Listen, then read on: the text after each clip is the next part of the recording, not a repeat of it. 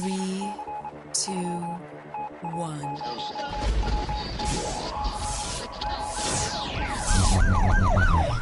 We'd like to welcome you to another edition of Grok Talk, brought to you by New Hampshire's leading conservative blog site, GraniteGrok.com. We are your feared, extremist, right-wing, hard-charging, gun-toting, opinionated, outspoken, rabble-rousing, letter-writing, radio microphone stomping conservatives and rational libertarians. So get ready for more news and opinion you could only get from GraniteGrok.com.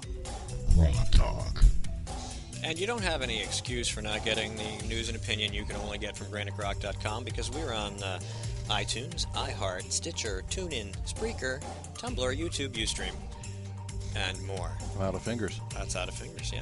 We just try to make sure that everybody has an opportunity to listen to us on their favorite platform, mobile or stationary, wherever you happen to be. Welcome back. Thanks to Phil Kerpen, who got up early and had a cold and helped marched us through this death tax thing. And but we're moving on to the next segment. Kimberly Moore in a little bit later. Mark Osborne a little bit later. Ron Moore will be joining us to talk about climate and weather. And right now we have Mr. Chairman Ed Naile to talk to us a bit about some things in Dover. Good morning, boys. How's it going? Well, as you know, we've been battling voter fraud here in the state of New Hampshire in all its myriad of appearances. And we went to Dover for a hearing with the Ballot Law Commission back on March 23rd, I think it was. And what happened was there's one of our tax warriors, anti-tax warriors in Dover is Dave Scott. He was a former city councilor, he was a former state rep, and he's a perennial thorn in their side down there, a pretty sharp character. He had started a petition under RSA 654-38 to have the city of Dover purge its voters list. This is highly outrageous. I mean, who would think that outside the 10-year period when we purge our list that you would have a city do that? That's just crazy. Well, Manchester did it last year, January of 1st of 2014. They purged their list before the upcoming election, and they mailed out 8,165 letters to people who hadn't voted in a while, and 4,400 letters came back. 130 people said, yes, keep us on the list. Nashua did it in 2005. So this is not unprecedented, but we had the panic attack by the city of Dover's officials that we were going to do something horrible to them. Well, we had already started tracking this under the statute that Dave Scott used. It's a law that hasn't been used in 40 years since it was passed that we know of. And you have to have some sort of proof to do this. So Dave Scott had his group go down and hand transcribe the voter checklist from November 6th, I think, November 4th, 2014, of same-day registering voters. Because the time frame to get this done, you have five Fridays is your time frame to file for this petition. You have to have something to go on, and he transcribed by hand, he and his group, the people who gave a name and an address to vote on Election Day.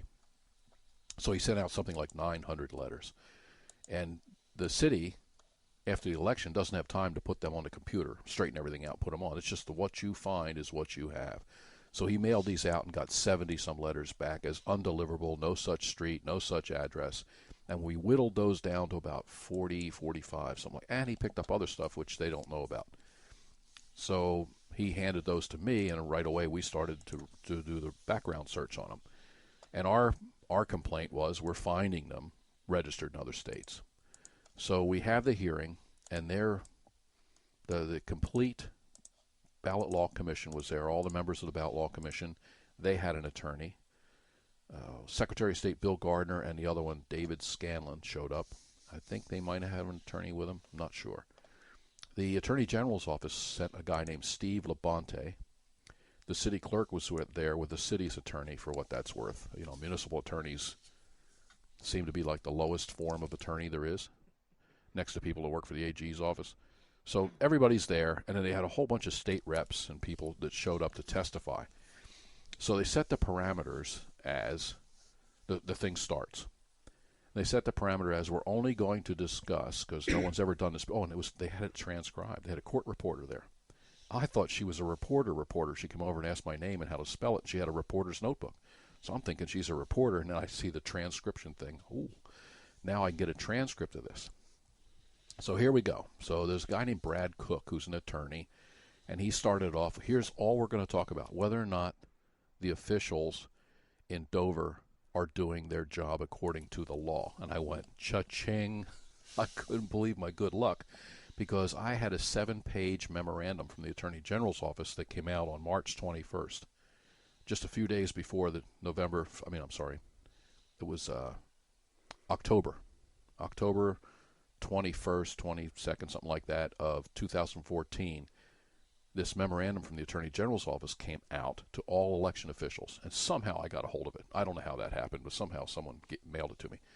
7 pages of how to proceed on Election Day on November 4th, 2014, and it said, under no circumstances is anyone to be turned away.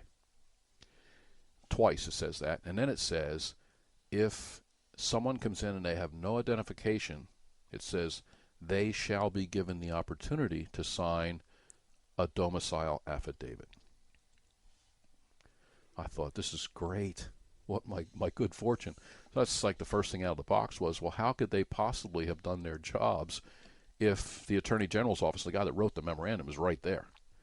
I said, how could they possibly have done their job if the memorandum says no one is to be turned away?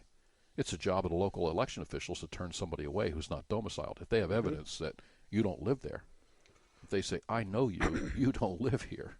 Right, exactly that. And the statutes are all in favor of the local officials. Yeah. The whole point is you're from the town, you know who's registered to vote in the town, and you know most of the people that live in the town. Right. If somebody shows up who's obviously from elsewhere and can't produce a license, a bill, or anything that says, yeah, I just moved in down the street, why the heck should they vote? Like 1,200 people did that election. 1,200 people showed up to register the same day. And a percentage of them had no identification on them. So here we are. So my first question is back to the Ballot Law Commission. Well, how could they possibly have done their job? Because the Attorney General's memorandum says, under no circumstances, you've just stripped the right away of the local officials to do their job. And the chief election official for all of this is the Secretary of State, not the Attorney General. They investigate crimes. They they have their own little area of expertise they don't do. So So I said, the other problem is, how would anybody know?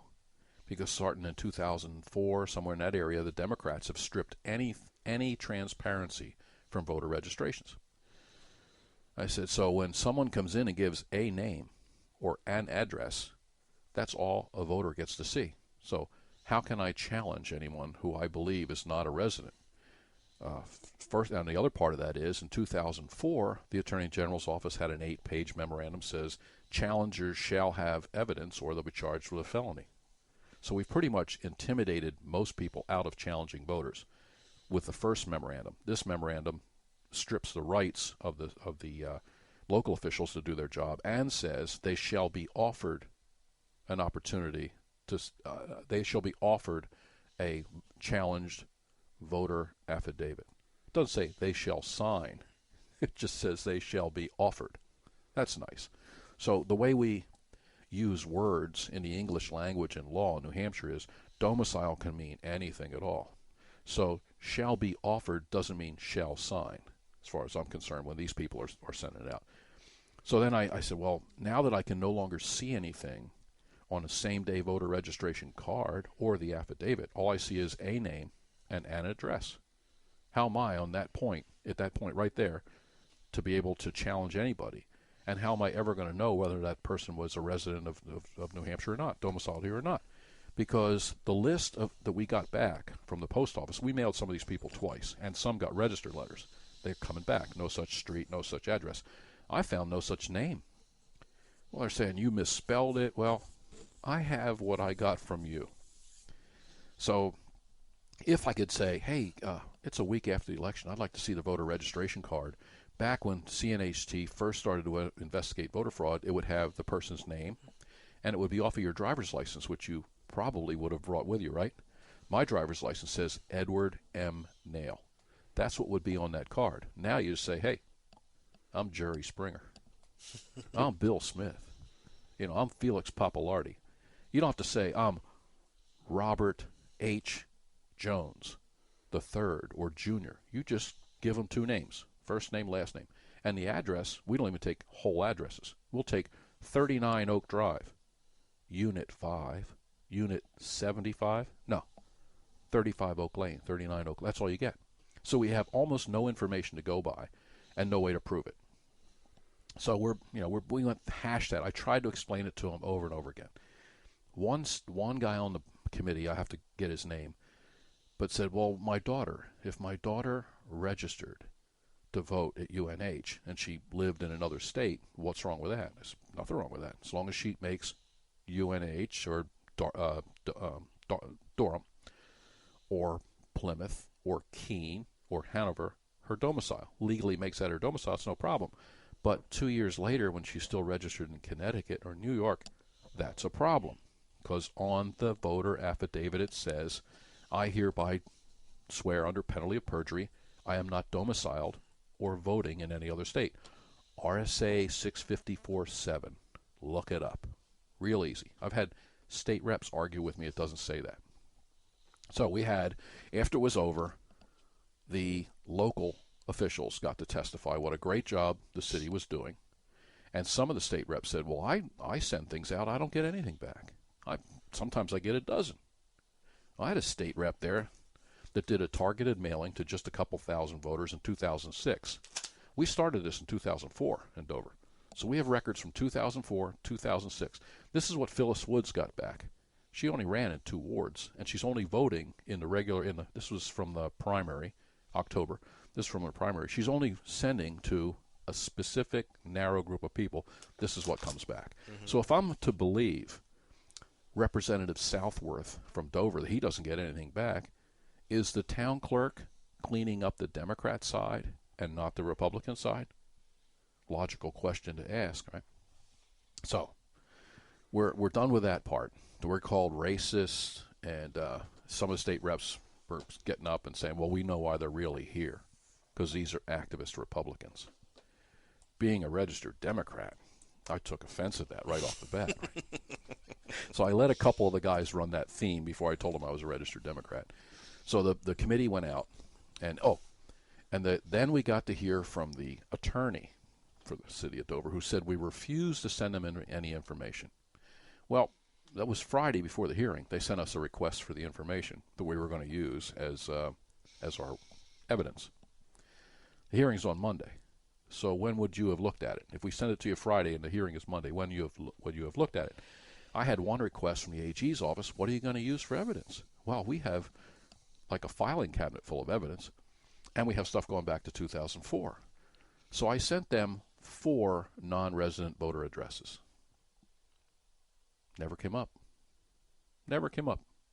Now, wouldn't you think, when I brought up the fact that I have no way of telling Ballot Law Commission in charge of this, I have no way of telling who's who because I can't see a voter registration card. Now, the lawyer says we refuse to turn over everything. Every one of them knows I sent 4 names. You know they're waiting on the other end. What does he have? What does he have? So why doesn't the head of the Brad Cook, he's an attorney, he thinks logically like I do, tree surgeon. You would think he would say, hey, could you pull those 4 names? Give us those 4 same-day voter registration cards. Let's say they look like they're this big, right? Let's say this is a same-day voter registration card. City clerk, could you pull them for us and just take a look? Oh, look at that. So-and-so registered to vote same day, but didn't say they were from Connecticut, where Ed has found them a registered voter. Didn't say they were from Pennsylvania, where Ed has found them as a registered. Didn't say they were from Florida. Maybe he has a point. It never came up.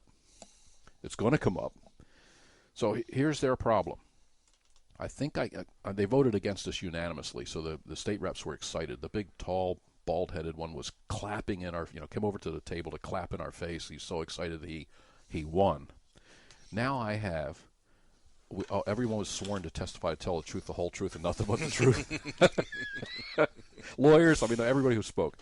So the guys that get up and said, I don't get any returns. Mm-hmm. They're telling the truth, whole truth, nothing but the truth. And the other ones that called us racist. So I guess I'm a racist now because they told the truth, whole truth. We were caging minority voters. That's what Dave Scott and I were doing. So I got everything I wanted out of this. In Dover, yeah. Yeah. And then pouring gasoline on them. Yeah, it was, what's the name of there's a minority section of Dover. So I got what I wanted. Here's what I wanted. I want to sue the state of New Hampshire for not keeping clean voter lists, as is required under motor voter and federal law. That's all I want to do. What I need to show the state of New Hampshire has taken no actions to solve that problem. And the Ballot Law Commission has handed me that. Because they went out in a couple of minutes. They didn't ask a single relevant question. They didn't understand what our testimony was about or pretended they didn't. So I got what I wanted there. And then a Foster's reporter came over to ask me some questions for his story, which our CNHT photographer caught. So I explained everything to him. And then what comes out in the story is a tad bit different. So their attorney, somebody sent me their city council meeting after I was there. And now they've gotten this down to zero. It was all a big mistake. Everything we found was transcribed improperly, or it was just a big mistake. So I got in touch with Dave. Scott sent me an email the day after. So we had the hearing on a Monday. We got in a lump, in a stack like this. We got a stack from the post office, 30 more returns the day after the hearing. So somehow those returns got bottled up at the post office until they accumulated 30, and they were delivered to us the day after the hearing. Okay, that's probably a big coincidence. Like our mail doesn't get delivered, our CNHT mail, or our voter guides don't get delivered till after the election. Yeah, the post office never doesn't deliver one candidate's mailer the day before the election while another candidate's mailer gets mailed. And the post office mailed, has never had to pay people back for not delivering their mail till after the election. So that's another story. That makes me think. I mean, the Constitution said that the federal government shall establish post roads and post offices. I think it's high time that was completely eliminated. No, they're going to eliminate themselves. Yeah, they're going to bankrupt themselves. And that people simply pay to play to get stuff delivered. And I'll be really happy to get less junk mail too. All right, we're going to take a quick break. We'll be right back. Stay tuned. Hi, this is Rich Gerard, host of Gerard at Large in the Morning, the Manchester area's only locally owned, locally operated, focused, and interested, riveting radio show, heard live every Monday through Friday from 6 to 9 on 90.7 FM WLMW, New Hampshire Family Radio, and available 24/7 live or archived at GerardAtLarge.com. Be sure to tune in. This is the Coalition of New Hampshire Taxpayers. We're located at 8 North Main in Concord, New Hampshire. This is the repository for all things conservative and municipal. So if you have a problem in your town, your school, your budget committee, the right to know law, and now at the top of our list is voter fraud. You have a tip for us, some information for us, you want to join or help us out, cnht.org.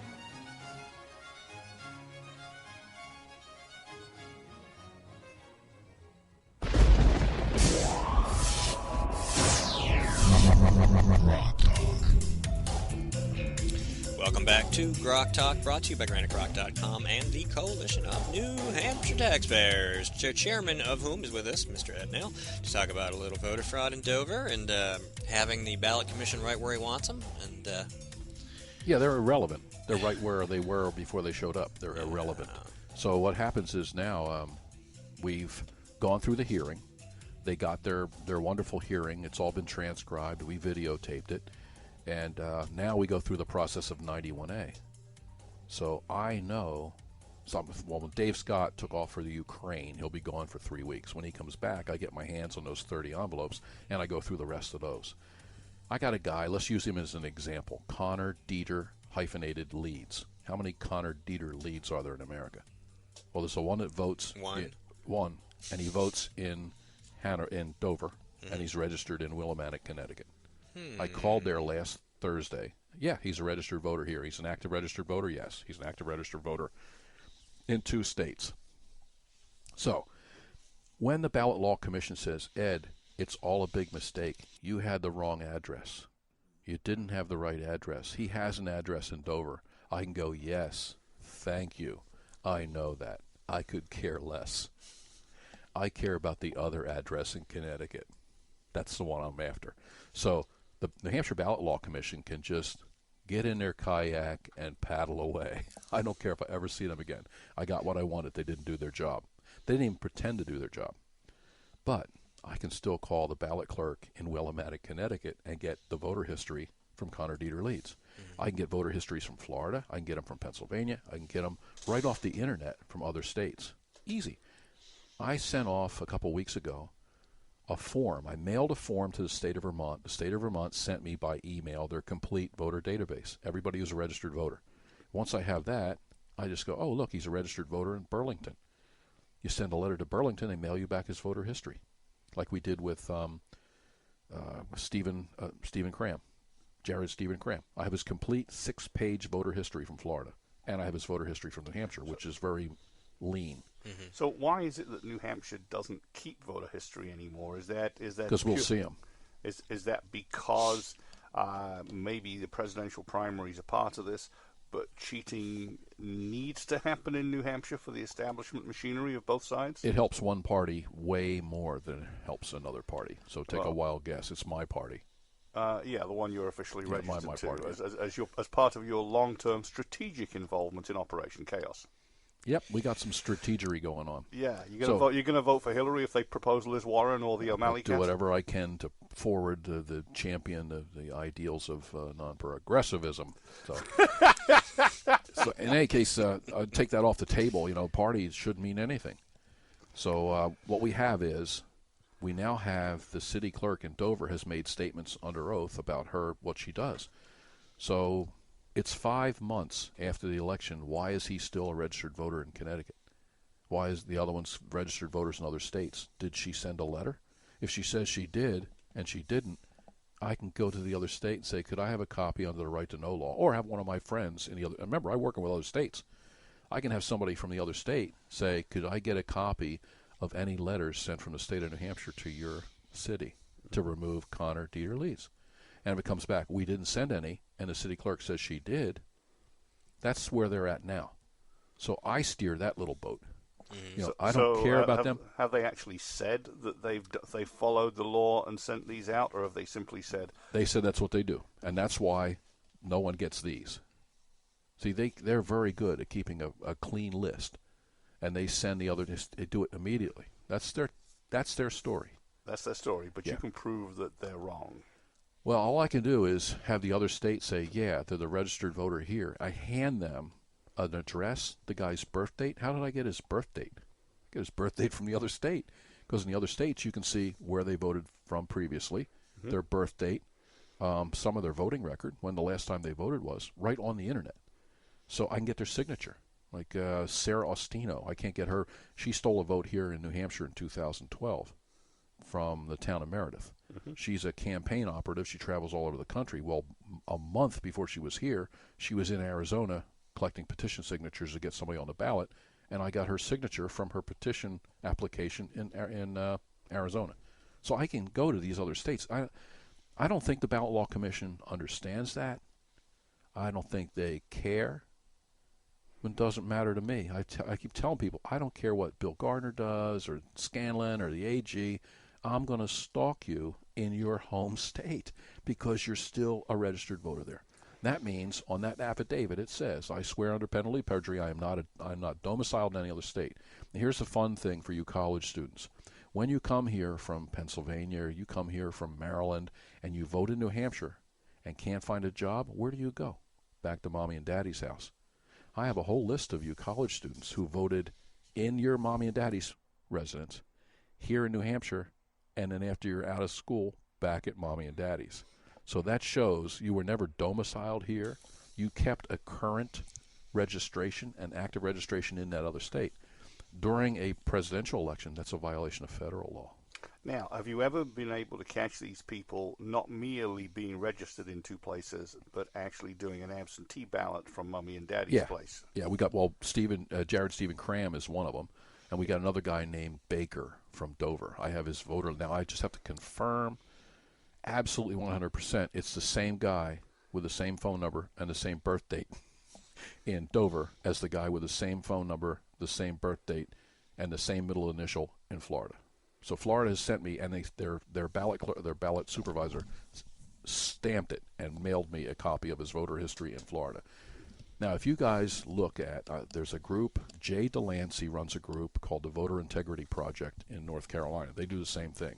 They just had their first arrest from the information they turned over to down there it's all counties. Here it's state. So we have one goober in charge of everything who lets another goober be in charge of him. So and down south it's by county. They just had their first arrest. They started with that in October of last year. We caught Jared Stephen Cram October 8th. Of 2014. So this thing has a lag time.